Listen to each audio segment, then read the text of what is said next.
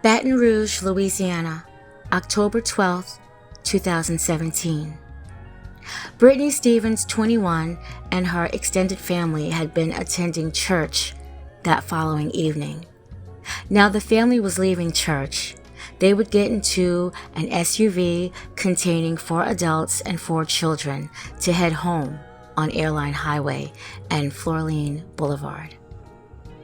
Brittany did not know her life and the passengers in the SUV's life would tragically change forever. A car was overturned.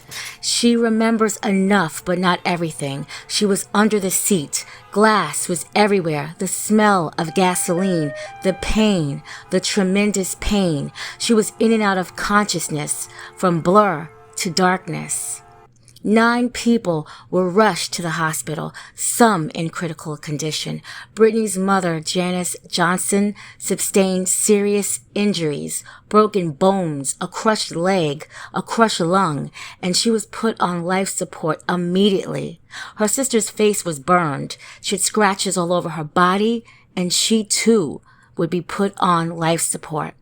Brittany's boyfriend, another passenger, was having water poured all over his body. He had severely been burnt, and a smell of gas was all over him. He had a broken pelvic bone and in extreme, complete pain.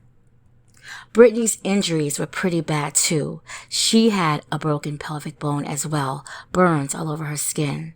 But her physical pain? Her physical pain would have nothing to do with the emotional pain and the mental pain that would follow. There were children in the car, a 1-year-old, 7, 9, and 15-year-old. They had all been hospitalized for months. As a dated article of the 15-year-old, she remained in a wheelchair with a $700,000 hospital bill and a brain impairment that would keep her out of school.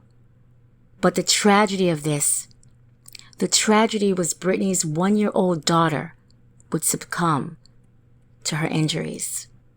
Brittany was hurt, heartbroken. This was her firstborn baby girl. It seemed unreal. It felt like everything had happened so fast, and her baby was gone. But why? What happened? Who or what caused this unfortunate act? Was it a drunk driver? Brittany and her family would find out. It was a lot worse. Christopher Manuel is a police officer who was off from work when he decided to recklessly get in his Corvette and put the actions into play that would kill one and injure others. He would be arrested, but he was released on a $15,000 bond the same day. Brittany was forced to turn herself in. She was young, confused, never been in any trouble like this. Why was she being arrested? And why was she being arrested for the death of her own daughter? She couldn't think. This was life now. Sitting in jail when all she did was leave church. She couldn't even grieve for her daughter in jail. She couldn't even sleep. She felt unsafe with the female inmates threatening to cut her hair off if she had went to sleep. So there was a criminal investigation. Then an internal investigation. Manuel got paid leave. Brittany was released and represented pro bono by a lawyer named Marcus Allen. For 2 years while Manuel returned to desk duty, she sat thinking about her baby girl. Sometimes she laughs at the funny things her daughter would do, but sometimes she cries because she will never have those moments with her again. She referred to her daughter then as her best friend. She said she was mainly the only one taking care of her and they were always together. So for 2 years, Police wanted everyone to be ticketed that was in the SUV. They didn't have a seatbelt on, they said. Police said they found various citations in the vehicle, like there were too many occupants, so the time expired to do so. Oh, and Manuel's speeding ticket, that expired also. So go figure. District Attorney Hilar Moore III decided not to prosecute. I guess he felt that they were equal. I mean, one had lost a car and the other an entire person. We've learned tonight that a Baton Rouge officer involved in a 2017 wreck that killed a baby girl will not face charges. In 2017, investigators arrested Officer Christopher Manuel for negligent homicide after he allegedly drove more than 90 miles an hour in a personal vehicle on Airline Highway and crashed into another vehicle carrying Brittany Stephens and her child. Stephens later faced charges because her child was allegedly not properly restrained at the time of the crash. The district attorney tells us prosecutors will not pursue charges against the officer or the mother. Brittany says that her baby was in the back of the car. She was not in the front, on the middle console. This wouldn't be the first time that a cop lied to save their own, and this will not be the last time that a cop lies to save their own. When Manuel found out that Brittany and her family had filed a civil suit against him, he filed one on the unlicensed driver, stating she turned without warning in his lane. Now, they were both at a green light. So Brittany and her family, they proceeded to go underneath the light.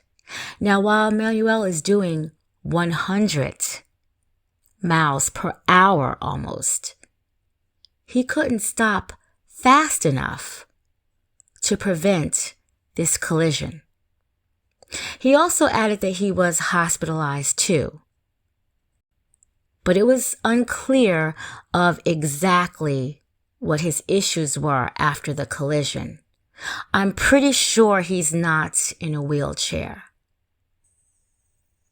and I'm pretty sure he's able to still continue going to work. So he has all his cognitive abilities because he's right back on the police force. Now, years later, thank goodness, Brittany's mother and sister pulled through. Miss Johnson, Brittany's mother, had to go to a rehab facility in New Orleans. Basic care had become a problem for her. Eating, using the bathroom, bathing. She was also having problems with her digestive tract. Her appearance had become permanently altered. The smaller children, 7 and 9, and the 15-year-old, again, they were hospitalized for months, suffering from serious broken bones and internal injuries.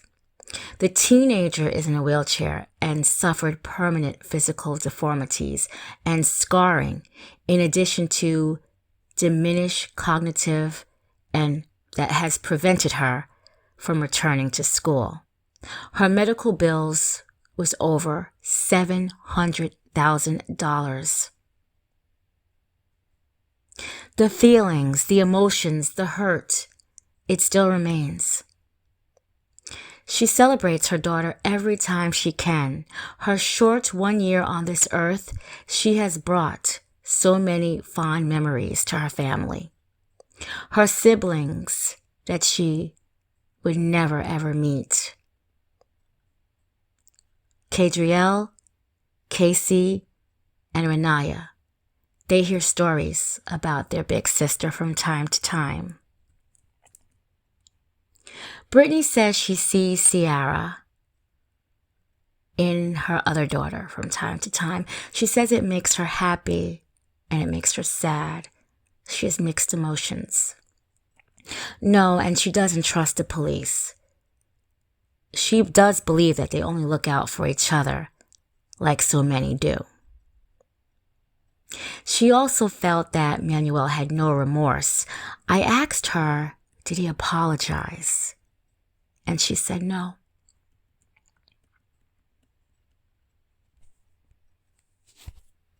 Perhaps Officer Manuel was scared too. I mean, he was 28. That was young at the time. He knew that he was doing something that he shouldn't have been doing. And I'm pretty sure that this wasn't an intentional act. But I hope he wasn't really comfortable with the fact that the motorist had a lot of issues going on in that SUV, that they were more to blame than he was. I'm hoping he isn't that heartless. And I'm hoping that he was just scared that a baby had passed away because of his actions. And because he wasn't obeying the law that he serves. And I must add, 2 wrongs don't make a right. But Manuel, you might have been above the law, but are you above an apology? Because Brittany is not hard to find. A young mother has lost her firstborn. Yes, an apology won't bring Chior back, but you don't understand how this could help her.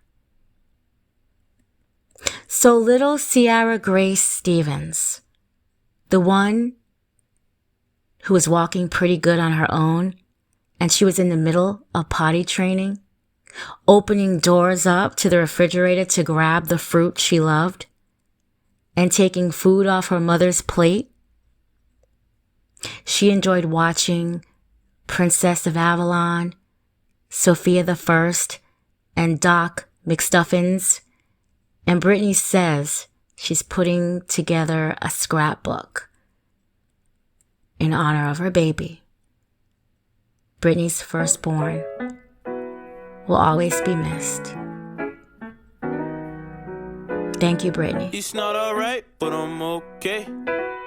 Treat every day like it's Sunday. Yeah. Keep it light, lift my hands and pray. I can really use some sunshine. Yeah. I know I'm late, but I'm on my way. A little faith goes a long way. Still alive, gotta celebrate. I've been taking in the sunshine. Treat every day like Sunday morning. Yeah. It's your love that Keeps me going.